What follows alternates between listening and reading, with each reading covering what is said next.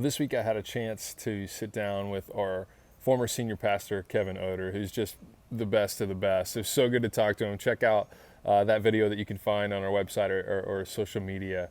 But one of the things we talked about is what are kind of some of the threats and opportunities in this season of the church.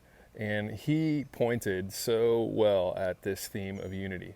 That in a season where we are all fatigued from being in quarantine, where presidential and governor announcements are made, where things are constantly developing in real time, where we've missed some of our regular patterns and we're asking questions about when they can come back, there's opportunity here for the church to lead in unity or get caught up in division. And so one of the best things we could maybe talk about is how do we actually pursue unity? So what I want to offer you today is 3 quick lenses I look through, and then I asked a few friends, hey, what are the ways that you actually pursue unity? When I was in student ministry, I had this rule of volunteers that I think actually might help us right now. It goes like this. We want more listening than talking, more questions than answers, and more God than ourselves.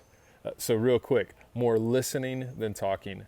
So many times we're quick to express an opinion or vocalize our stance when maybe the best thing we can do for a while is listen. The Bible says be quick to listen and slow to speak. It's a great habit, not only in developing people, but in fighting for unity. The second is more questions than answers. Sometimes we show up feeling like we need to know, and sometimes we even sound like we know more than we really do. When instead, maybe curiosity is one of the best ways to build unity. By asking good questions, questions that lead to understanding, questions that lead to discovery, not those kind of veiled questions that are really answers or opinions or leave just a yes or no option, but instead to really get curious with others.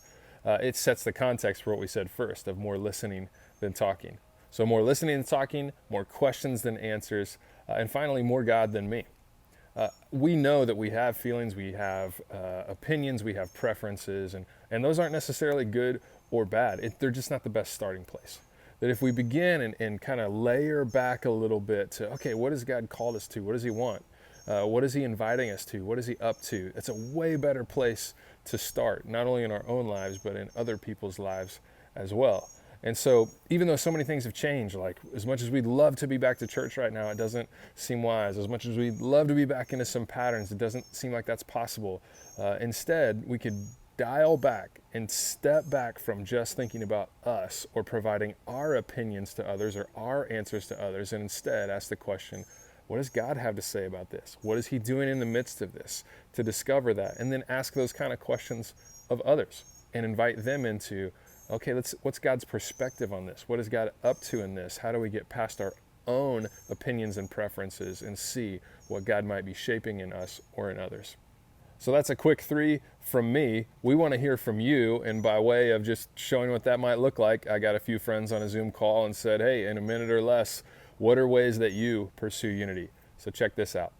Whenever we encounter anybody, whether that's online or in person, like we have this opportunity to just see them as a name or to actually try to see who they are, what they've experienced, what's brought them to this point in their life.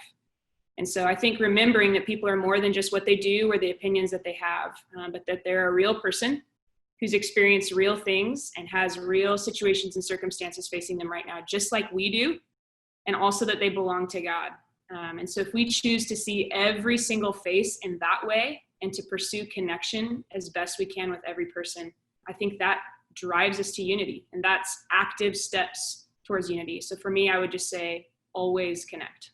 I think when we pursue unity, being kind to others and asking others to be kind to others is a way that we can do that. I have the saying that when something lands on your doorstep, it changes things. So if we take the point of view that something has landed on our doorstep, we seek to understand where this other person's coming from. So whatever's landed on their doorstep has landed on ours, and we pursue unity that way. How will we want to be treated? I believe that unity is something that can be achieved when we decide to respect and embrace everyone's differences.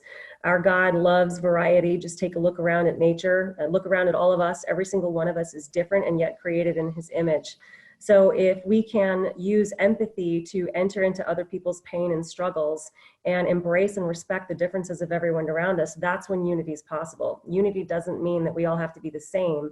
It means that we all come together with our differences and choose to move forward together towards a common goal. I love it. All of us have ways that we can run after this. The Spirit's alive in all of us. So take a moment in the comments and share with others. Let's spur one another on toward love and good deeds as the people of God model what unity, even in the midst of disagreement, can look like. Can't wait to hear what you have to say.